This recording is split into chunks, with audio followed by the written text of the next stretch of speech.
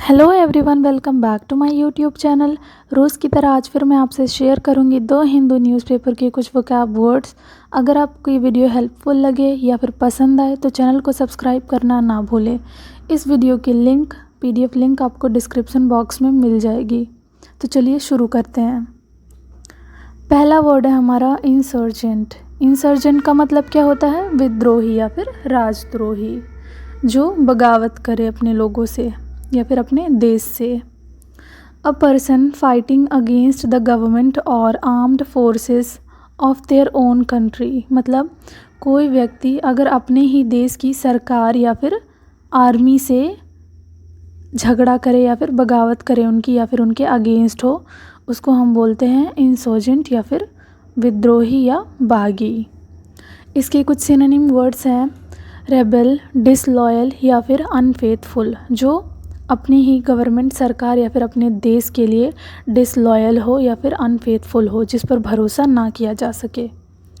Antonym words हैं इसके faithful, loyal या फिर डिवोटेड, जो भरोसे लायक हो, जो लॉयल हो या फिर डिवोटेड हो अपनी कंट्री के लिए, अपनी कंट्री की सरकार के लिए, अपनी कंट्री की आर्म्ड फोर्सेस के लिए। एक एग्जाम्पल है इसका an attack by armed insurgents, मतलब सशस्त्र विद्रोहियों द्वारा हमला। मतलब आर्म्ड का मतलब वो होता है अगर किसी के पास हथियार हो, हथियारबंद। नेक्स्ट वर्ड है हमारा क्लैम्प डाउन। इसका मतलब होता है शिकंजा कसना, मतलब कंट्रोल करना या फिर किसी चीज़ को लिमिट करने की कोशिश करना। स्ट्रॉन्ग एक्शन टू स्टॉप और कंट्रोल समथिंग, मतलब रोकथाम या नियंत्रण के लिए कड़ी कार्रवाई। किसी चीज़, गलत चीज़ को रोकने के लिए, उसकी रोकथाम करने के लिए कड़ी कार्रवाई करना।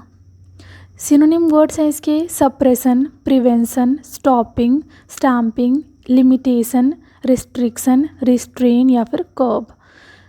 अभी इसका एक एग्जांपल देती हूँ मैं आपको। हमारे देश में टैक्स चोरी करने की कोशिश करते हैं लोग, मतलब टैक्स ना भरने की कोशिश करते हैं, टैक्स को टालने की कोशिश करते हैं, मतलब उसको बोलते हैं इवेशन करना, टैक्स इवेशन करने की कोशिश करते हैं लोग। तो सरकार क्या करती है, इन पर शिकंजा कसने के लिए नए नए नियम बनाती है। तो उसको बोलेंगे क्लैम्प डाउन करने की कोशिश करती है गवर्नमेंट। ठीक है, एक एग्जांपल मैं आपके लिए देती हूँ। The new administration has promised a clamp down on corruption, मतलब नए प्रशासन ने भ्रष्टाचार पर शिकंजा कसने का वादा किया है। नई सरकार ने, जो नई गवर्नमेंट है, उसने प्रॉमिस किया है कि वो करप्शन पर रोकथाम करेगी या फिर शिकंजा कसेगी, क्लैम्प डाउन। नेक्स्ट वर्ड है हमारा सल्किंग, मतलब नाराज़, कोई उदास हो या फिर कोई रूठ जाए। ठीक है, इसके कुछ हिंदी मीनिंग्स हैं उदास होना, नाराज़ होना या फिर रूठना। To refuse to speak or smile because you want people to know that you are angry about something, मतलब हम रिफ्यूज़ कर देते हैं कभी कभी लोगों से बात करने से या फिर स्माइल करने से, ताकि उन लोगों को पता चले कि हम गुस्से में हैं। रूठना, अपना गुस्सा जतलाने के लिए ना किसी से बोलना, ना मुस्कुराना। कोप करना या फिर कूंढना। इसके कुछ सिनोनिम वर्ड्स हैं मोप, सैडन, सल्क या फिर पेस्टर। इन सब का मतलब यही होता है नाराज़गी या फिर रूठना। एंटोनिम वर्ड्स हैं इसके चीयरफुल, हैप्पी या फिर प्लीजेंट, मतलब खुश होना। ऑब्वियसली उदास होने की एंटोनिम वर्ड्स यही होंगे, या तो चीयरफुल, हैप्पी, जॉयफुल या फिर प्लीजेंट। नेक्स्ट वर्ड है हमारे पास ड्विंडल। ड्विंडल का मतलब क्या होता है? सिकुड़ती, मतलब सिकुड़ना, कोई चीज़ श्रिंक करे, मतलब सिकुड़े या फिर सूख जाए। इसकी कुछ हिंदी मीनिंग्स है दुर्बल होना, सूखना, क्षीण होना, कम हो चलना, भ्रष्ट हो चलना, महत्व खोना, मतलब कोई चीज़ अपनी इम्पोर्टेंस खो दे, अपनी वैल्यू खो दे या फिर उसका आकार कम हो जाए, तो उसको बोलते हैं ट्विंडल। टू बिकम स्मॉलर और वीकर, मतलब या तो छोटा हो जाना या फिर अपना महत्व खो देना या फिर बल खो देना। कम होना, घट जाना, क्रमिक रूप से कम या क्षीण होते जाना। सिनोनिम वर्ड्स हैं इसके shrivel, droop, dry, desiccate, become dry या फिर वीकेन मतलब कमज़ोर हो जाना, सूख जाना, सिकुड़ जाना, कम हो जाना या फिर भ्रष्ट हो जाना, करप्ट हो जाना या फिर अपनी इम्पोर्टेंस खो देना। ये सारी चीज़ें उसके सिनोनिम्स होंगे। एंटोनिम वर्ड्स होंगे इसके increase, enlarge, enhance, develop, expand या फिर ग्रो। इसके एंटोनिम्स यही होंगे बढ़ना या फिर ग्रो करना, इनलार्ज या फिर एनहांस करना। एक एग्जाम्पल है हमारे पास इसका, his savings dwindle away to nothing मतलब उसकी बचत घटकर कुछ नहीं रह गई। ड्विंडल अवे मतलब घट गई, सिकुड़ गई या फिर कम हो गई या फिर ख़त्म हो गई। नेक्स्ट वर्ड है हमारा एक्रीमनी मतलब कटुता या फिर रूखापन, तीक्ष्णता या फिर तीखापन। ये कुछ इसके हिंदी मीनिंग्स हैं। एंग्री एंड बिटर फीलिंग्स और वर्ड्स मतलब क्रोधयुक्त और कटु भावनाएं या शब्द। किसी के लिए हमारे मन में एक्रीमनी हो मतलब कटुता हो, रूखापन हो, तीक्ष्णता हो या फिर तीखापन हो, मतलब बिटर फीलिंग्स हो मतलब कड़वी भावनाएं हो।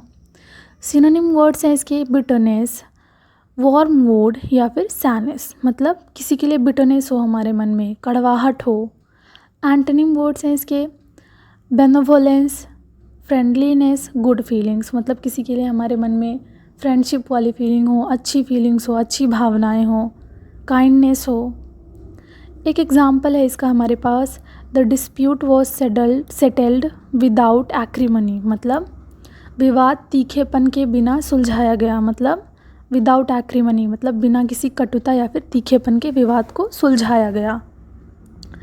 नेक्स्ट वर्ड है हमारा डिफाई। डिफाई का मतलब होता है अवहेलना करना, किसी का आदेश ना मानना या फिर आज्ञा ना मानना, ना सुनना, अपने मन की करना।